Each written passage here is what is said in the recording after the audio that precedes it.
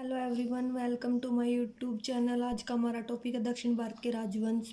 दक्षिण भारत के राजवंश हमने चोल, राष्ट्रकूट और पल्लव वंश डिस्कस कर लिए। आज हम डिस्कस करेंगे चालुक्य वंश।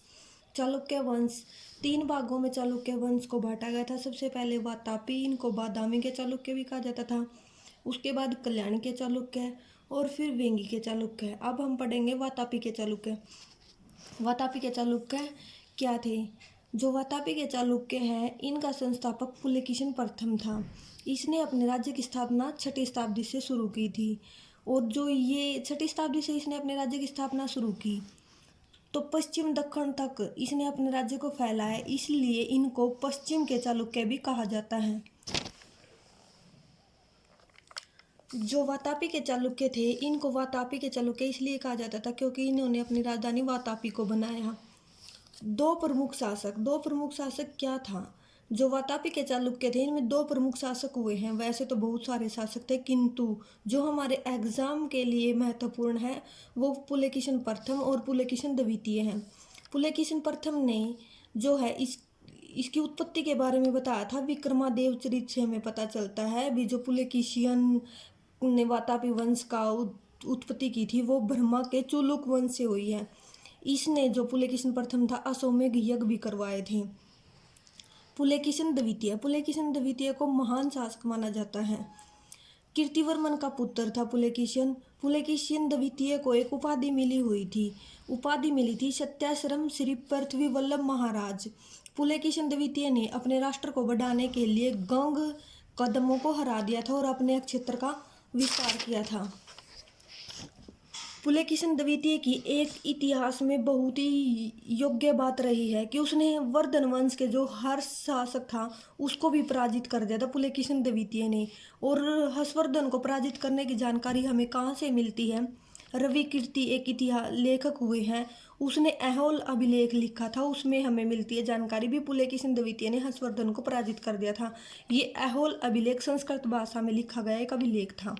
पुलकेशिन द्वितीय को परमेश्वर की उपाधि भी मिली हुई थी। उसके बाद जो पुलकेशिन द्वितीय है, इसने कृष्णा एवं गोदावरी नदी के क्षेत्र पर भी हमला किया था और जो वेंगी के चालुक्य थे उनको जीत लिया था। उसके बाद जो पुलकेशिन द्वितीय हैं, जो ये वंश था, इसमें विक्रमादित्य प्रथम, विजयादित्य, विक्रमादित्य द्वितीय और कीर्तिवर्मन जो कि अंतिम शासक था, इसके बारे में बताया गया। बस जो ये वातापी का चालुक्य था ये यहीं पर समाप्त हो जाता है। उसके बाद अब हम पढ़ेंगे जो कल्याणी का चालुक्य था। कल्याणी का चालुक्य, इस वंश की स्थापना किसने की थी? कल्याणी चालुक्य वंश के संस्थापक तेलव द्वितीय थे। इसने अपनी राजधानी कल्याणी को बनाया था, इसलिए इनको कल्याणी के चालुक्य भी कहा जाता है। सबसे पहले जो इसका शासक रहा था वो सत्याश्रम था, जो 977 से 1008 ईस्वी तक अपने शासन पर बना रहा। उसके बाद विजयादित्य पंचम, जो 1008 से 1015 तक।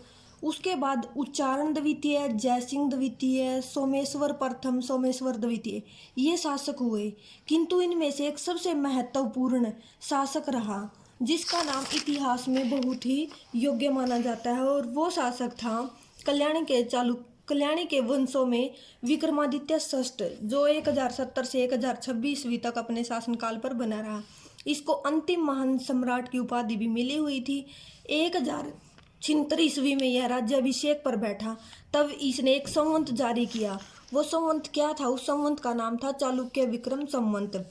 जो विक्रमादित्य षष्ठ था कल्याण के चालुक्यों में, इसने विक्रम कुंड नगर बसाया था और विष्णु मंदिर का निर्माण करवाया था।